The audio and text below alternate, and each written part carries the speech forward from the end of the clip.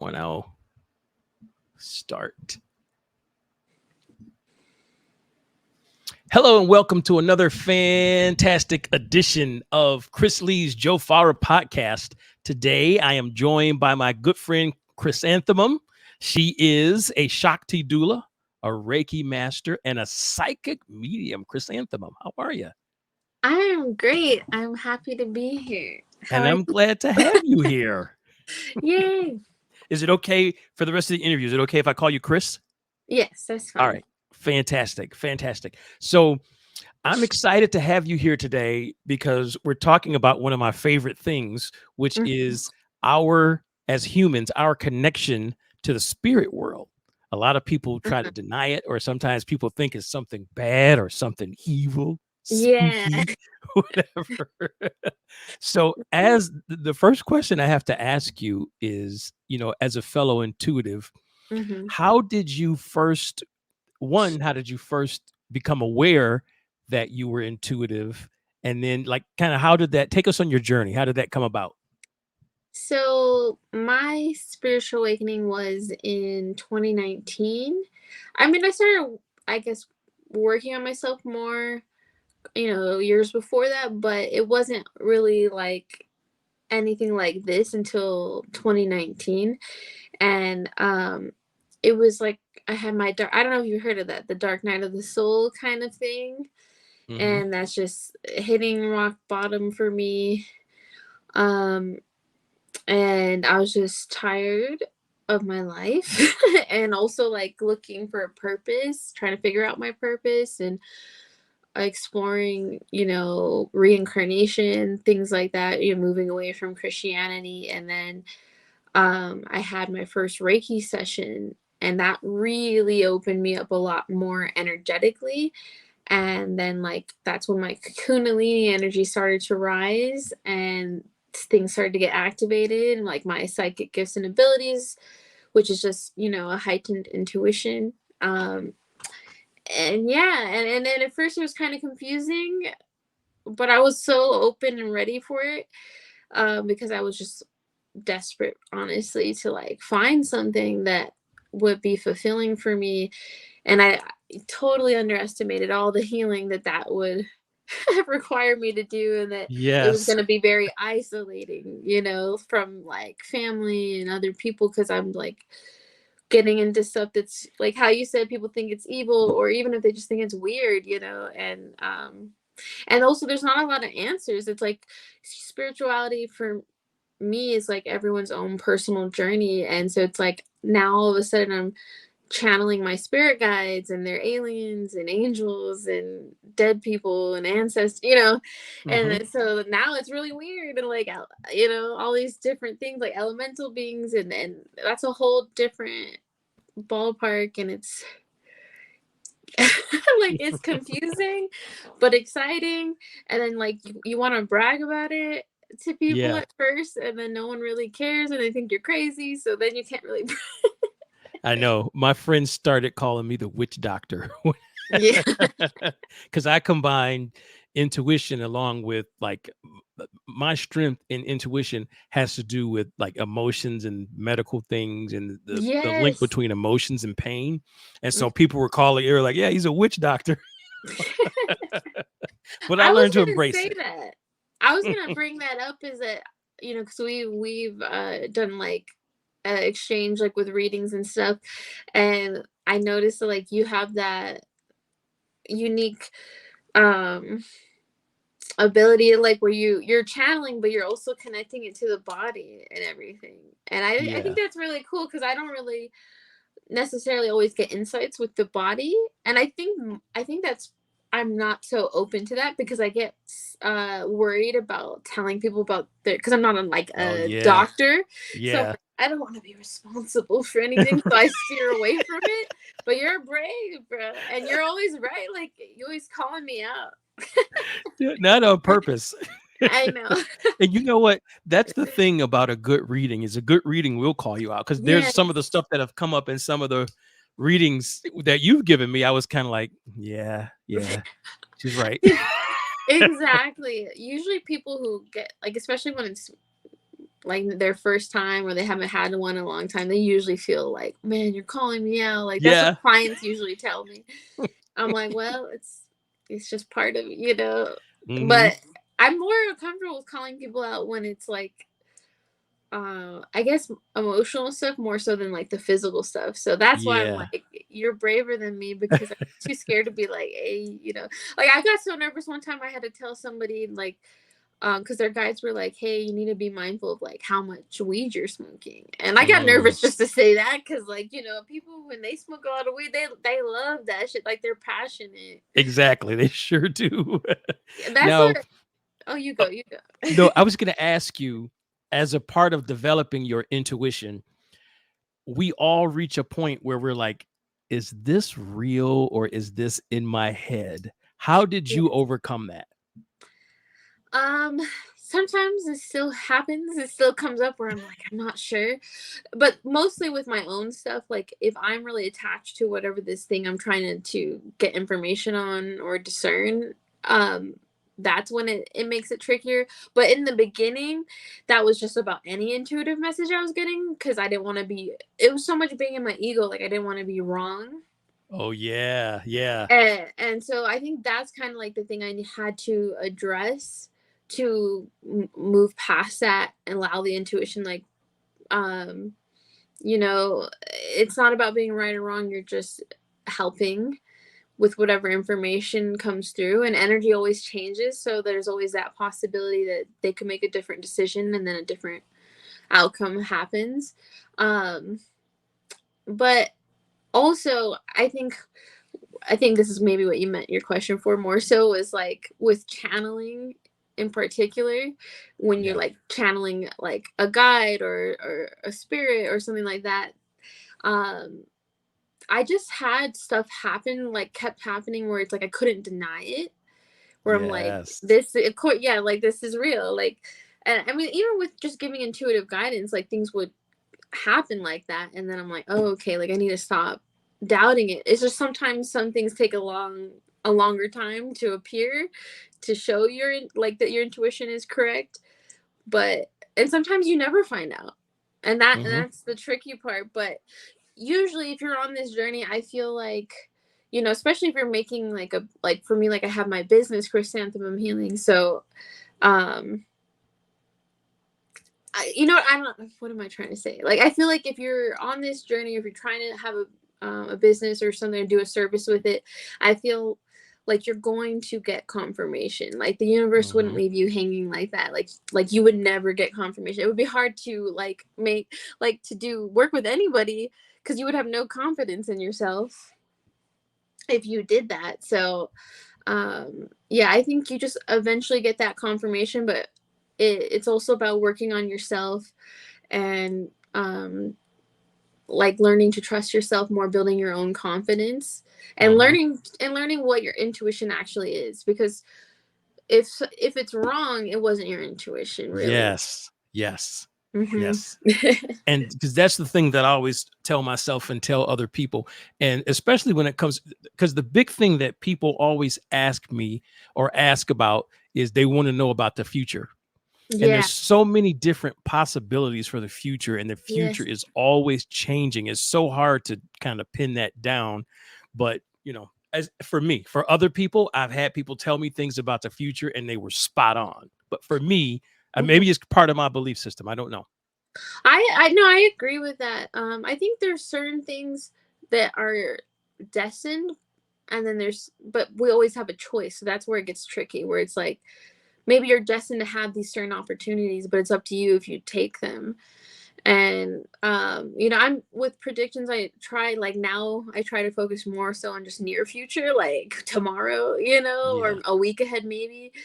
I mean, sometimes like I'll do like overall energy for like when I have my journal for like months ahead, but that's, I still get pretty, like I try to keep it pretty vague because I'm just trying to get to the heart of it, you know, of whatever like is important for me for that month, but not, I don't try to get too specific because like you said, so many things can change if I start changing things right now. Hmm. And um but I do like that you bring that up because I think it's important for people to understand how important it is to use your intuition more so for the present moment and for self-reflection, self-awareness. Like the more that you understand yourself, the easier it will be to navigate life. Absolutely. That is, oh, that's great. I think I'm going to take that clip and use that clip for social media. Okay.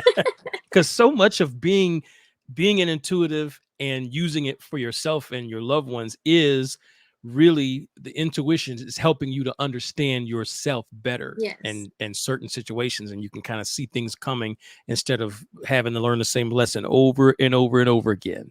Yeah, like that's why people repeat cycles or patterns, is because they're just not aware of what's really happening, Mm-hmm. and they're not reflecting, and then they're not healing. So I mean, and always we never, everyone always says we're never done healing, but you can get to a place where it's like at least smoother most of the time rather than hardly any of the time. Right. Exactly. Yeah. Yeah.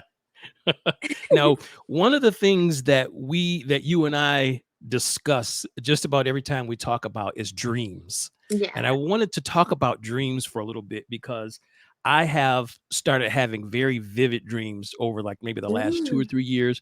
And between my own intuition and the things that you're able to piece together, um, what's your philosophy on dreams? Where do they come from? What do they mean? um I do think dreams is a form of your inner self. And this is what I learned through my friend Janine, who does a lot of dream work. Shout out to her at Inner Sky Alchemy. But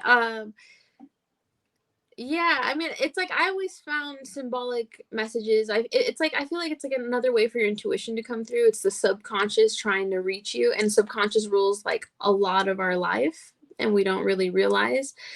And subconscious, I also connect to feminine energy, because it's not as easy to control. Like when we're conscious, we're more in control. When we're unconscious, like that's a bit trickier. And so it's I just feel like it's more intuitive.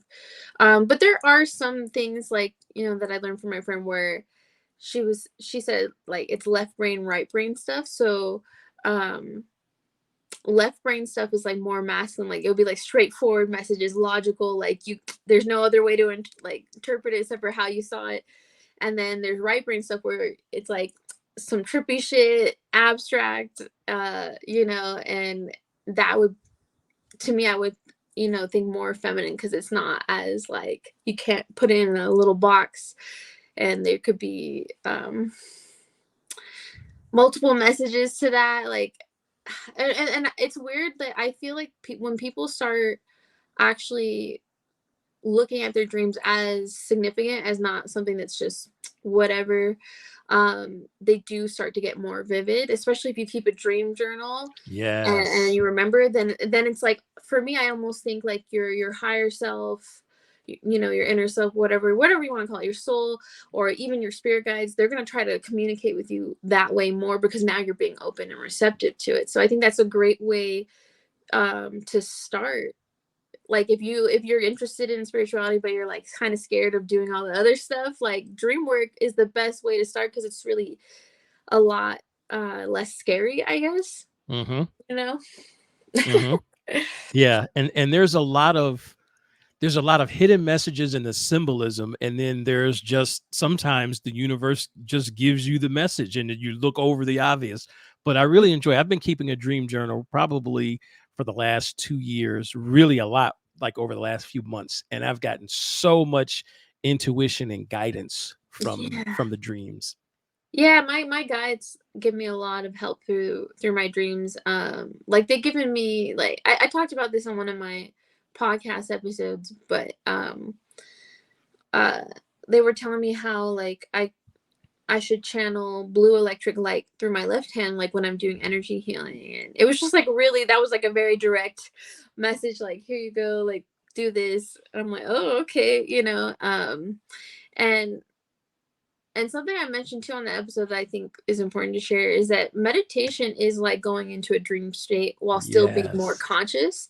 So like if you want to start doing lucid dreaming, I don't really practice lucid dreaming because I do a bunch of other stuff and I'm like, I don't got time to do it. But I would suggest this is like doing more meditation, especially right for bed, or setting intentions before you go to bed, and then, you know, when you wake up, immediately write whatever came through in the dreams that you had. Yeah. I have been I got a traumatic brain injury in 2007, and I started meditating, and so it's like a part of my life. It's a part of something that I do every day.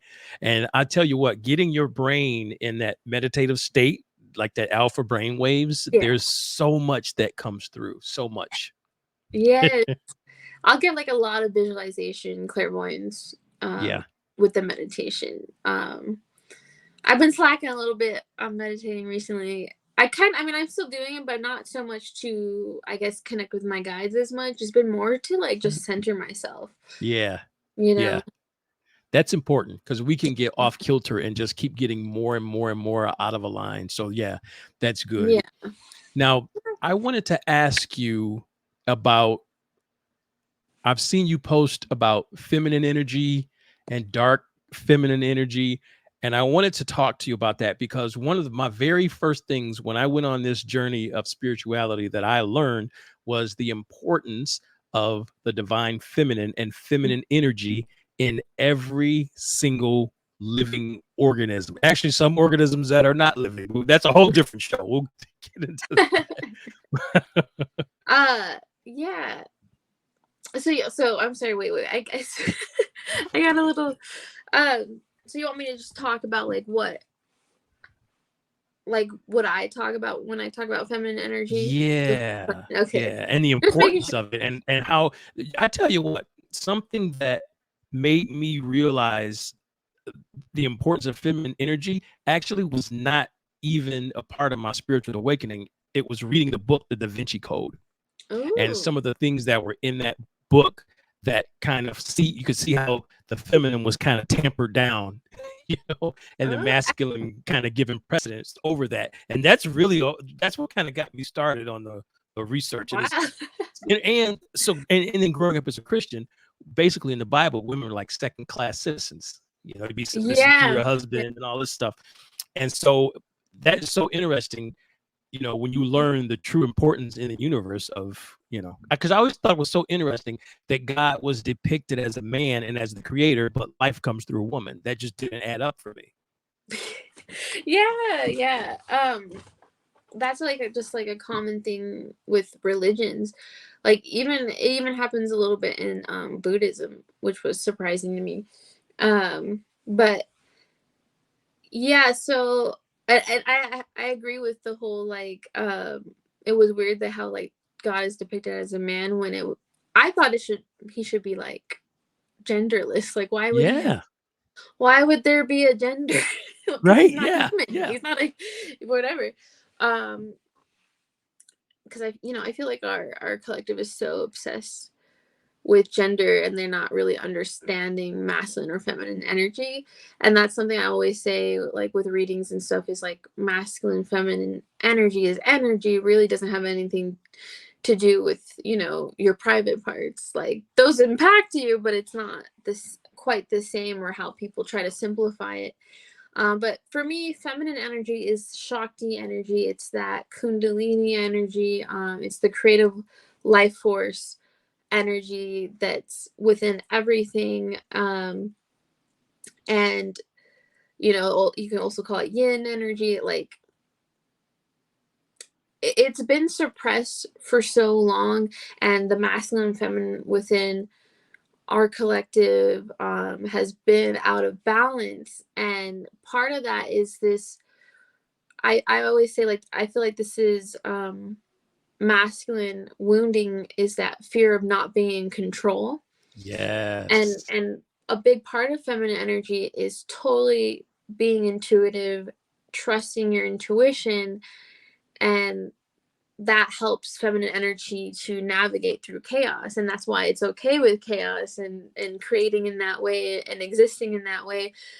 And if the masculine energy is balanced, what happens is that it's so confident in its own abilities to protect and take action based on this feminine intuitive information, then it's okay with the chaos because it knows like I'm good, you know. And but because that's not there, like to me when I look at all this, you know, like there's a spectrum, right? Like there's really horrible things that happen, and there's lesser things like we talked about, like where it maybe came from good intentions. I think we talked about that on the episode you were on my podcast. But I lost my train of thought. Dang it. What was I saying? Oh yeah, with the fear of the control, like nope, it's gone. It's gone. Hey, it happens. It freaking It happens to the best of us. Now, I've seen you talk also about dark feminine energy and shadow work. Explain to the listeners a little bit about what shadow work is and what the dark feminine is. Okay. So shadow work, I feel like, because people a lot of the time think dark feminine energy is the same thing as like the shadow of the feminine. Because like how I was saying, like with the whole masculine and the fearing of being out of fear. Why did I talk all fear of being out of control? Like that would be the shadow of the masculine, not like the dark masculine. So when I talk about dark feminine, this isn't necessarily negative. Dark feminine is just the stuff that makes people uncomfortable and that they don't want to be present with, and that's mostly through conditioning. And it's like that sexual energy that's not all about being submissive, or you know, because feminine energy is often viewed as like the nurturing, sweet, motherly type energy, and it can definitely be that, you know, where it's a softer type of energy. But dark feminine is a little bit more fierce and in your face and seductive, provocative, and you know, it's like knowing. Also, I kind of feel like I don't know if you know the story about Lilith. Tell it to us. I only know, like, I've heard like bits and pieces of it. I'd love to hear the whole story, actually. Well, I don't know if I know the whole Or story even the either, Cliff but Notes version, because you probably know more than I do. so basically Lilith was supposed to be like the original, the OG partner for Adam, you know, with Adam. So it's Adam and Eve creation story in the Bible, but it was supposed to be originally Adam and Lilith. But Lilith didn't want to just be submissive, like she wanted to be equal. And so she like went off, did her own thing. She, you know, and so then Eve was created. And so like that's kind of like Lilith's kind of like a huge mascot for dark feminine energy, where it's like it's because feminine energy is not meant to be controlled, you know. And yeah, like if we were going to talk about the shadow of feminine energy, that would be where it's manipulative, with like the intent to hurt or harm or whatever. But that's not what dark feminine is. It's dark feminine is just owning that power of like, I know that I'm seductive. I know that I can create. I know that I can just receive, and I don't have to do anything to earn that. Like I don't have to be controlled. Like I'm allowed to just do whatever I want, you know, like, because it's not always about being submissive. But I would say, you know, being receptive is feminine energy as a whole. Like that's not just like dark feminine, but I feel like what the dark feminine is towards that particular subject is just not feeling bad about it. Yeah, about like your sexuality and stuff, because there's so much shame that's been put into women's sexuality and not, you know, women expressing their sexuality. Exactly. It's like been controlled so much by masculine energy. Like, and because and the reason for that, you know, this is what I feel is like, because it's feared so much, because they feel like, oh, that has too much power over me, so we gotta put that in a box and on a leash, because that's, you know, or else they have too much power. Mm-hmm. But again, this is regardless of gender. Like, anybody has feminine and masculine That's right. energy. Yeah. Some people feel more comfortable in a certain one. Like, some people feel more comfortable in masculine, some people feel more comfortable in feminine, and some people are really good with that total, like, balanced version of it. And Sometimes you go back and forth. yeah, exactly. And I think, I really feel like our society is headed, I hope, I mean, I don't know if I should say I hope, but I don't know, I guess I do hope, because of, like, of a more androgynous, I think that's the word, Mm-hmm. kind of energy, where, like, I'm not saying, like, it's ever bad to dress more feminine or dress more masculine or present yourself in that way, but I just can't wait for it's like where it's only about the energy and not about, like, gender or gender roles, Mm-hmm. because I just think it holds us back in our evolution Yeah. and It our gives us emotional one more thing to intelligence. fight over. Yes, exactly. Exactly. And it seems like there are powers at work that just try to find anything to separate people over, whether it be race, religion, gender, belief in this or that, or Yes. yeah. But there's a connection. We all have a connection.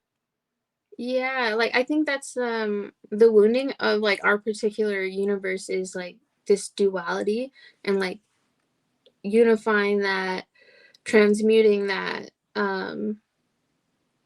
in order to integrate it, but that everything is always, like, being divided, like, it's this or this, it's my way, not, like, like, that's what I feel like you see that repeated in history and in just different things, not just with feminine masculine energy, Mm-hmm. like you just said. Absolutely. Now, what advice would you give to people who are wanting to heal their emotional wounds, just from an intuitive standpoint and just from your own healing journey? What advice? I mean, the best thing is self-awareness. That is the best thing that you can do. Um, and also, honestly, balancing out the feminine and masculine energy, because, like, the more you embrace your feminine energy, it's not about, then suppressing the masculine energy within you, or shaming it, or being, because a lot of people think that with even the whole feminist movement, Yeah. where it's like, oh, now you just hate men, and it's like, no, That that's really strikes a raw nerve with masculine guys. yeah, Really strikes a raw nerve. exactly. But it's just like, it's about knowing when to take action, knowing when to rest, when to nurture yourself, knowing when it's okay to just receive, knowing when to and, like, the thing is, and this is what I was trying to say earlier. I remembered my thought from earlier. Like, the only way you can truly ever be have your feminine or masculine fully balanced is if the other one is. And uh if you don't feel confident in yourself, which that confidence in self, like, in, like, knowing who you are, that is masculine energy. And if you don't have that, then you're going to have a hard time trusting yourself and the intuitive guidance that you receive, and knowing when, okay, I need to take action, and when I need to rest, or when I deserve to receive. I mean, we're always deserving, but, like, when this is the right time for me to just receive. And receiving is not just like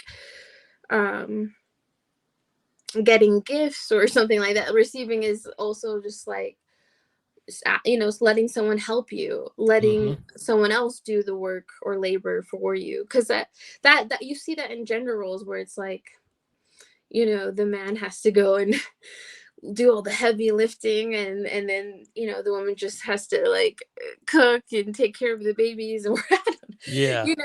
and it, like, that's a super simplified version of it, but that's basically, like, if you can apply that to yourself, look at yourself as like, okay, when should I, do the heavy lifting, and when should I just lounge around all day and, like, do my skincare routine. Like, Yeah, that's I would say that balancing feminine and masculine energy is going to really help you, because feminine energy also is includes the emotional body and this, like, the subconscious, and so it's not just the creativity and sexuality, it's also that the emotions. And a lot of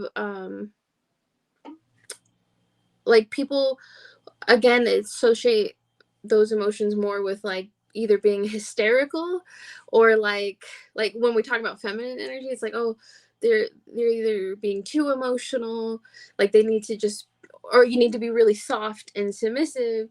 But emotions also include anger, right.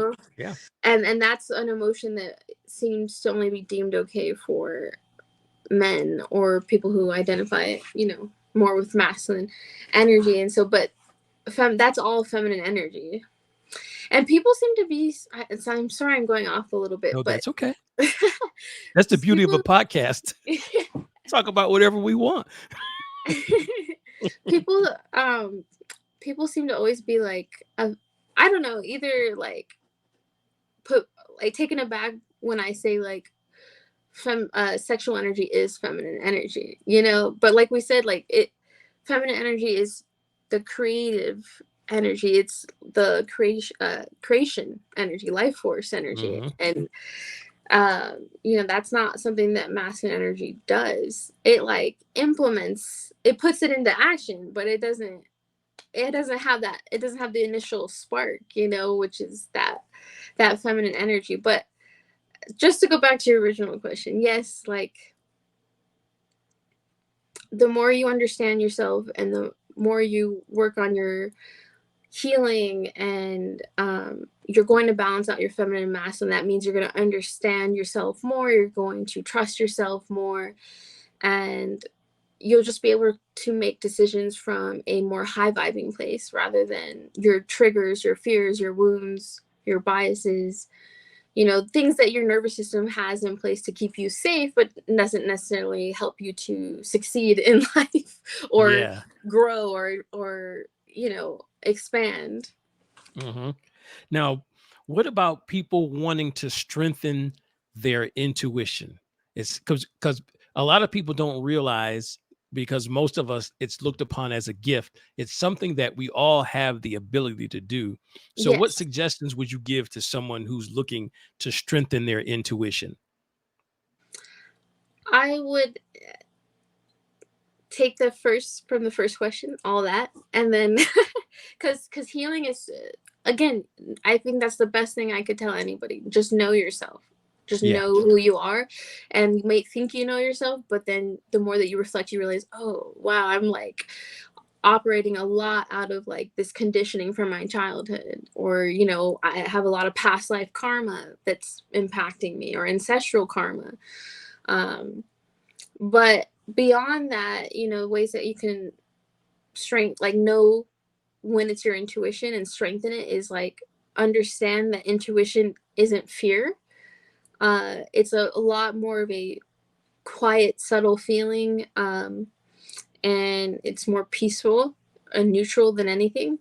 It's not biased, and it's not gonna like, because you might get an intuitive hit and then feel anxious about it, but like Hmm. when you get the initial intuitive hit, it doesn't feel anxious, like that. It's not going to feel like fear or excitement. It's pretty neutral. And there's a lot of things online for free where people have like, oh, practice using your intuition.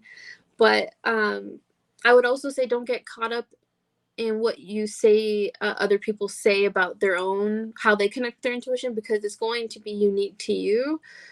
um Everyone, we might have, there might be some people that connects in a similar way, and there's other people who don't. Hmm. You could be someone who's has a very special, unique way that hasn't been seen before, and maybe that's happening so that you can share it with other people who are going to have a similar gift to yours. Or you might have it like somebody you find online, and like, my point is, it's okay to make it your own. It doesn't have to look Yeah. exactly like everybody else's. Like, that's fine. Yeah. I had that in the beginning. I met so many different people and I thought the exact same thing. Cause like one of the first intuitives that I met, she was like, in order to do work on somebody, you have to have a picture of them and you have to drink 8 glasses of water and you have to fast that day. And, and then I met a Yeah, different lady and she had a dog and her dog was the one that was intuitive and she was tuned into her dog and they were communicating and that's she was spot awesome. on. I thought she was nuts when I first met her, but everything she said was spot on about what was going on with me and some things from my past. So you are so right about that. That's so cool. Just tap into my dog. It does all the work. Yeah, yeah. Um, Because animals are like super, super intuitive, though. yeah, definitely. And they do like that. They have that telepathic communication, but it's like we just gotta open up to it. Yeah. But yeah, that's so cool. I never heard of that before. But Uh-huh. what you said before that, that's so true. Like when I was becoming a Reiki master, um, like that, like my first Reiki master that was teaching me like had said stuff like that, like, oh, you have to do it this way. And then my second one also did the same thing. And then I had met someone else and like, oh, you don't have to do any of that. Like Yeah. you don't have to use symbols to send energy at a distance. Like you don't gotta, it's just all about like what works for you. And that's to me, like going back to, I think that's what I said at the very beginning of the episode of, is just spirituality and all of this stuff is what's going to work and resonate for you. It's your own personal journey. And that's how I feel like it differs from religion, because it's not someone else determining everything for you or telling you what's right or wrong. It's just what resonates and works for you. And you'll know because it feels in alignment for you. Mm-hmm. Yeah. That's good stuff. Now, you are about to launch season 2 of your episode. What can we expect in season 2? Season 2, I'm just What's the name of the episode? I mean, the name of the podcast first. Oh, it is My Spiritual Journey, the podcast. It's on Apple Podcasts and YouTube for now. Hopefully I'll be able to get it on other platforms in the future. But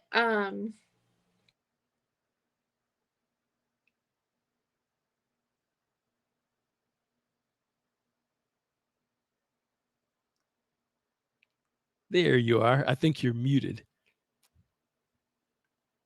There we go.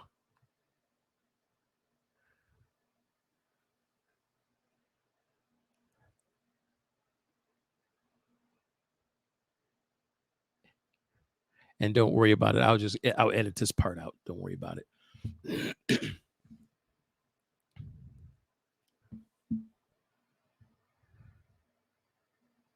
Looks like you're still muted. Okay, that, there we go. There we go. I'm so sorry. No, that's fine. I forgot to put my phone on do not disturb. And I Oh, was getting a call and I'm like no worries. okay, so I'll say that part over again. Okay, yeah. Start with the about the My name of the podcast yeah. and stuff. So the name of my podcast is My Spiritual Journey, the podcast. It's on YouTube at Chrysanthemum Healing, or on Apple Podcasts, by the name. And this season is just me going in being more intentional, because if you'll tune into the season finale of season 1, I just talk about, like my experience, or because I was reflecting on like why was I having certain guests on, and I had a lot of guests on back to back, and I just want to come in being more intentional, because I think the first season was more experimental and like figuring out what I want and kind of like navigating through like what I thought I was supposed to do, and so that this season is more of just I just feel like I'm going in it with more awareness. Yeah. I am excited though, because I do think there's going to be more of a focus on relationships. So the second episode of season 2, I'm going to have, it's titled Navigating a Healthy Relationship, and I will have Ooh. a special guest for that. But like it's and I have other things planned for it, but that's the main thing. It's just being more intentional and aware. But it's still all about my spiritual journey, my own growth. Because I feel like when we share our stories, even if it's not exactly the same as others, people feel seen or heard when they can resonate or relate to something that you share. So Absolutely, yeah. yeah. And I'll tell you what, I was on in the first season, and I appreciate you having me on as a guest. The thing that I enjoyed the most about the podcast that you did in season one is, and one of the things I just appreciate about you as a person is your transparency and your willingness to just kind of put yourself out there. I think there's a there's a beauty in that, and there's a benefit in that for everybody that that you help. Thank you. Yeah, that's something that's really important to me. I'm sure it has to do with my astrology, but being genuine and authentic is like so important to me. It's and I think I would connect that to like my integrity, like, or my morals. Um, is that, like, if anything ever doesn't feel genuine for me, like whether it's with a relationship or a situation, like I don't want to be a part of it. Um, I don't know. It's just like something I feel like innately, like just in my being. Like when I was younger, I wasn't that aware of myself. But I, even then, even before my spiritual awakening, I always had that belief where I'm like, I don't want to do anything that is not really in alignment with what I am believing at that time. So obviously my beliefs can change, but I always try to stick with that, like, what is the, there's a different word, not moral, but like virtue. Is it's a virtue, right? Yeah, yeah, Yeah. Or yeah. is that the same? Moral and virtue? Kind of Yeah. slightly different, but I get what you're saying though. Yeah. I get what you're saying. Now, I don't spend a whole lot of time on social media. I am very intentional now about how I consume social media. And one of the things that I consume is your page on TikTok, which is Chris Don't Miss, right? That's your name on Yes. TikTok? Yes. And you have readings on there, and I love it. It's really, really good stuff. And it shows how we are all connected because I'm in Michigan, you're out west, so you're in New Texas or Mexico. New Mexico. Okay, Yeah. so you're in New Mexico, I'm in Michigan. We've actually never met in person. So Yeah. somehow, the universe saw fit to connect us with each other. And Yeah. it's amazing how on the readings are and how applicable they are. Thank you. I'm glad they resonate. Yeah, like once I made the move to TikTok from Instagram, it's been so much more fun personally. And it took a lot of pressure off for me because I feel like with Instagram I had this pressure to like appear a certain way or perform. Um, and this feels more authentic for me. Uh, and it's reaching a lot of people online, like, and I don't know, maybe I'm just supposed to. I seems like it reaches all ages, but I know like younger generation is on TikTok, but I don't know. I just like, I think it's a fun way to connect and use my gifts to help others because it Yeah. feels good for me too. So Yeah. And my advice to anyone is, connect yourself to a good intuitive or a good reader. You always get good hmm information. I know you have a Patreon, and I enjoy the readings that you do on Patreon. At tell people about that in case that's something that they want to become a part of. yeah, so it's, if you go to my TikTok at Chris Don't Miss, which is the CHRYS Don't Miss, the link in my bio, you'll find my Patreon there. And every month I have pick a card videos. So like I do free readings on TikTok, but they're usually like, a minute, maybe two, not longer than that. While the ones on Patreon are going to be up to like 30 minutes, maybe sometimes to an hour. Um, and I also do channelings. Like I record Hmm. channelings, so I'll connect to different alien galactic you know beings, to get like extra guidance, and then something else I wanted to start to, where I have it on there, but I don't feel like I've reached enough people to do this with yet, but I want to do like where we have the journal prompts and then we discuss it like on a monthly basis, Yeah. because I think it always helps when people are in open discussions, and are sharing, like I said, like with the podcast. So I and it's centered around more feminine energy, um but I also want to have it open to for people to suggest topics. But it's really, I don't know, I enjoy it. And I did a one reading on there that was like a super in-depth sexual reading, and that was really fun to do. That And was great. I that's so took my important time to and went through it. It understand. took me like a day and a half to get through it. I kept pausing it and meditating. It was good stuff, real good stuff. Yeah, it's important to understand our sexuality, and that's part of that dark feminine where that gets so suppressed because it's like taboo, or like people have so many conflicting beliefs around it. So that's why I like to include those kind of readings on my Patreon, because that's part of you, you know. So Yeah. Great. It's been a really, really fun interview. I thank you so yay! much for coming on today. And thank you for having me. This was Yes, great. absolutely. All right, let me stop.